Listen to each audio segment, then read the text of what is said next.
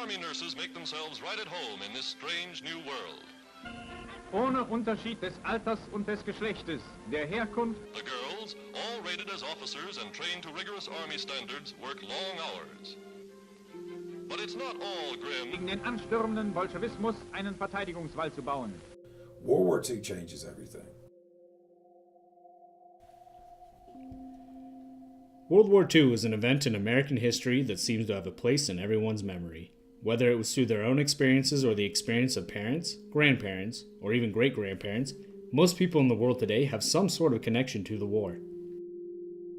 The world we live in is created by World War II. Now, prior to World War II, America, were we involved in international affairs? Yes, but nothing to the extent we are today. Now if there's something happening in even anywhere in the globe, it's almost like America's expected to get involved in it. And even though we debate on the scope of it, no one debates, the country's willingness or need to get involved in international affairs. The war involved both women and children to a greater degree than most people realize. The effects of the war reached people of all ages and required their involvement. The best analogy I can give you is America prior to the war was kind of like a gawky teenager. You all know him, you see him in the school, the tall guy, all elbows and teeth. World War II is when America changes from that gawky kid to a full-grown person. When they start filling out, they start becoming who they are. And in many ways, just like adolescence, the war was a hard lesson for America to accept, quite frankly.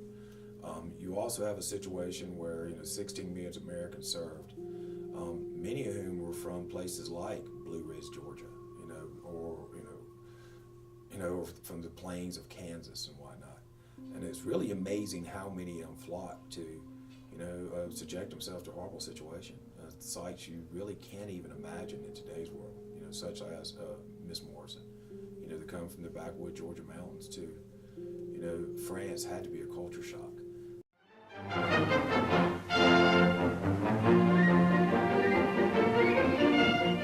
United States Army nurses receive their baptism by fire before they go into battle. Machine guns firing live ammunition send bullets inches above their heads. This is a part of the training every nurse must undergo before she is sent overseas. Well, honey, I was just born to be a nurse. I think that was God's choice for me because I wanted to be a nurse from the time I was just a little girl. But back then, a lot of young people, I want to be a nurse, I want to be a nurse. But they never were. But I really meant it. My dad didn't want me to go to nursing school because my mother passed away when I was 3, so I didn't remember her. But my dad thought that nurses had to work too hard, and he didn't want me to go. And I persisted, and I said, let me go and try it. If I don't like it, I'll come home. But that was the last of that. I never wanted to come home. I was happy and thankful I could be. Halfway across the globe in Germany, Win Schendel was experiencing the war as a child in Buchenwald, Germany, where he and millions of other children were forced to become a part of the Hitler Youth. Oh gosh, it was very difficult actually. Until I realized, due to my age, how it was, but I got influenced, of course, by my parents, and my father was against it. And he was a medical doctor. I think he had a real talent of healing people. But it was that we couldn't speak like this, what we're doing here right now. Somebody would turn us in, and the Gestapo probably sort of pick us up, and we never heard from these people again, or whatever you did. It was completely controlled by the government, socialistic government. It's very tense. You could go anywhere, but you always had to have your papers. May I see your papers? I want to know who you are. Anybody could ask you from the Gestapo or the regular police. The radio was taken away from us. We had a telephone and radio because my dad was accused of listening to radio stations beyond the German borders. So I see your dad being beat up because he didn't believe in the system, plus he didn't join the Nazi Medical Society, and I picked up the books by Jewish doctors and so forth. And every time I beat the hell out of him. But I didn't find out after the war that they picked him up several times actually, and that after the war that he was dead. Until Hitler's rise to power in 1933 and the outbreak of the war in 1939, the world hadn't seen a war that involved as many people as the Second World War did. Soldiers, civilians, women, and in some places, even children were all a part of the war effort. This war marked the changing of an era, leaving the post-war world completely transformed and the lives of those involved forever changed. Well, we went over on Queen Elizabeth, the largest ship afloat at that time, owned by the British, you know. And we landed in Scotland, and we had to land out quite a ways because the shoreline was still had mines and sunken ships in it. And so they picked us up in small boats. And it was the same in France. When we went over to France, we landed at Normandy Beach. And see, because we were a mobile unit, we were in tents. And we lived in tents. And most of the time we did have a cot, an army cot.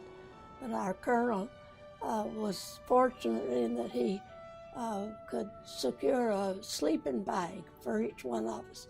That made a lot of difference because they had, across Germany, it was the coldest winter they'd had in 50 years.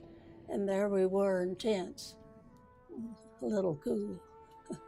After landing in Normandy, Leila and her fellow nurses were taken inland. The hospital unit that we were in was like a big emergency room.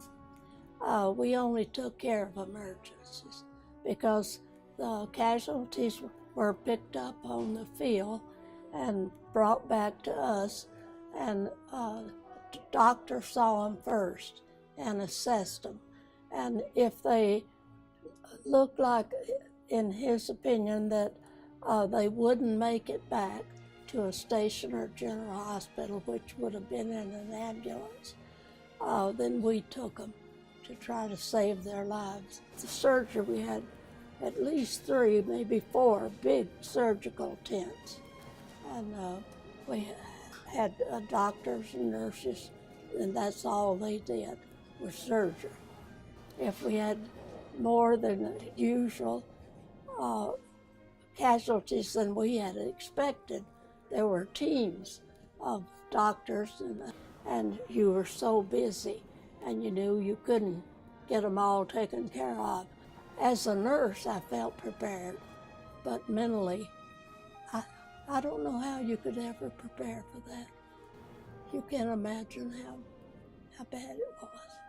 And but you had to toughen yourself up and know that if you didn't do your job, somebody would suffer from it. As the war neared its end, stakes heightened. Both Win and Leila were called to serve their nation, but in different capacities. Win was being called to serve the Volksstrum.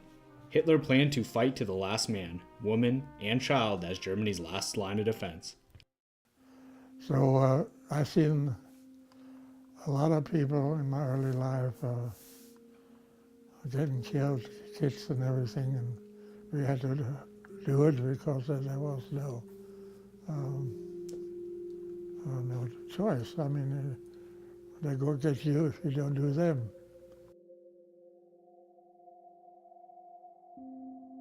They call it Volksstrum, People's Storm. And there was a meeting on Wednesday, Saturday, and some Sundays, for one thing. If you have missed 3 meetings, just tell your parents about it and what's going on. So, but we did some good things too. we repaired, I did a lot of sawing on the plywood, making toys and repairing toys and things like that.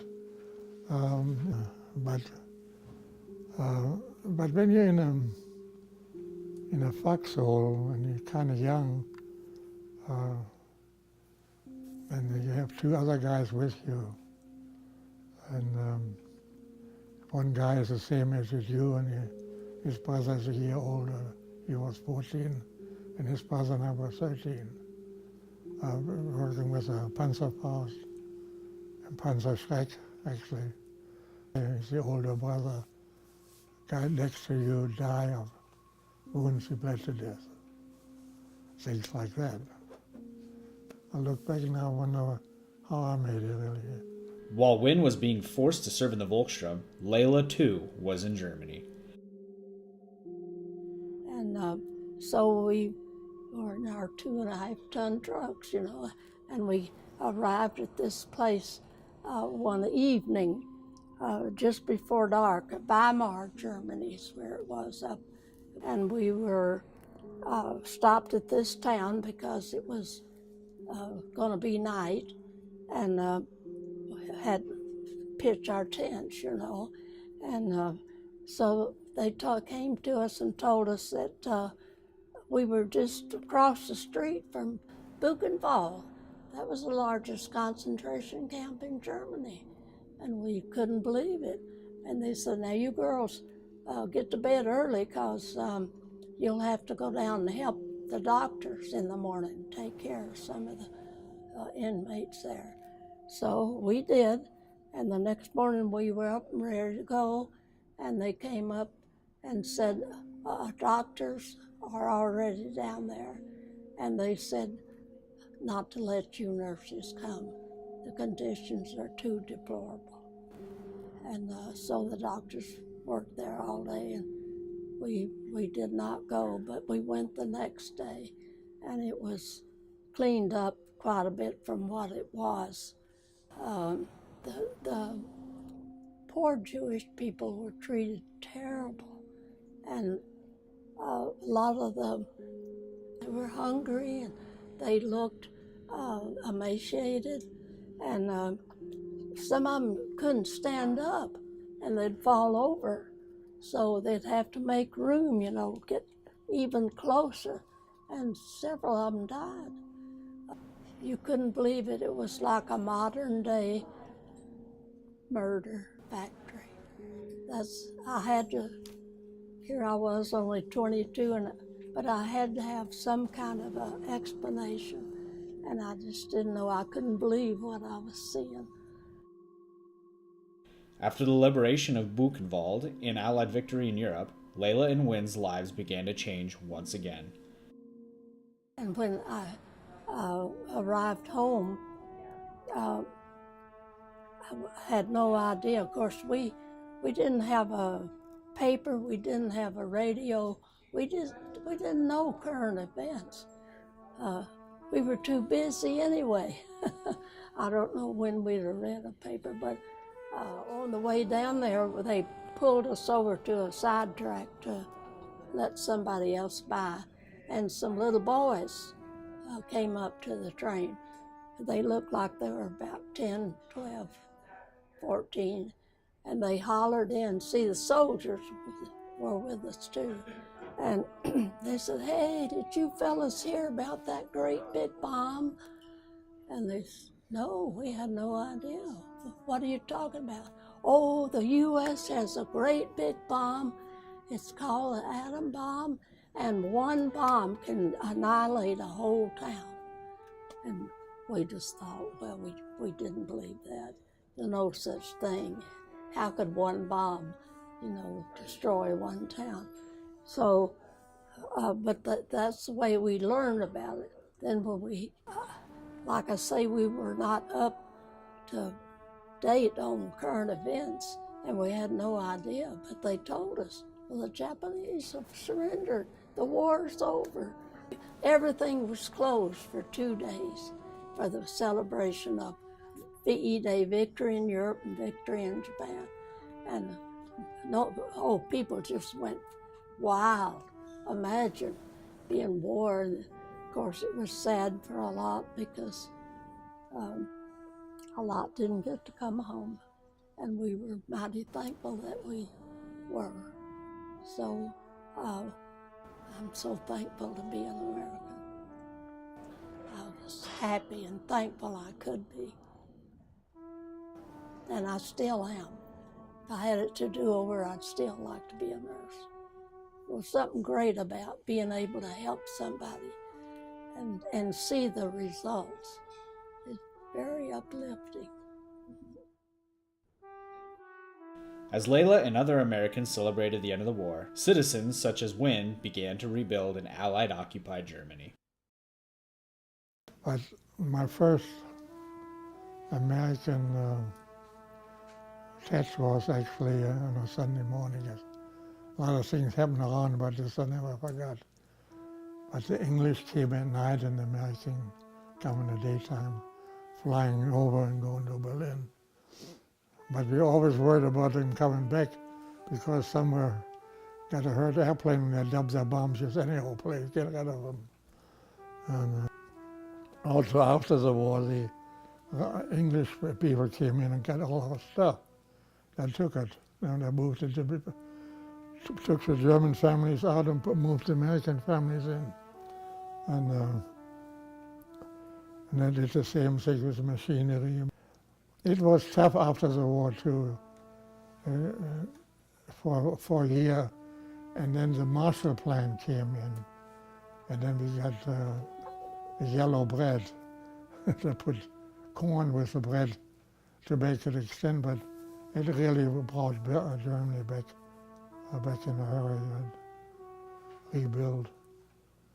And of course, it was tough sometimes.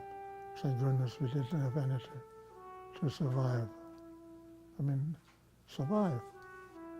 You know, that's. I think some of these were a little bit worse after the war, looking back than during the war. Except that during the war, you never know when you get bombed at or shot at.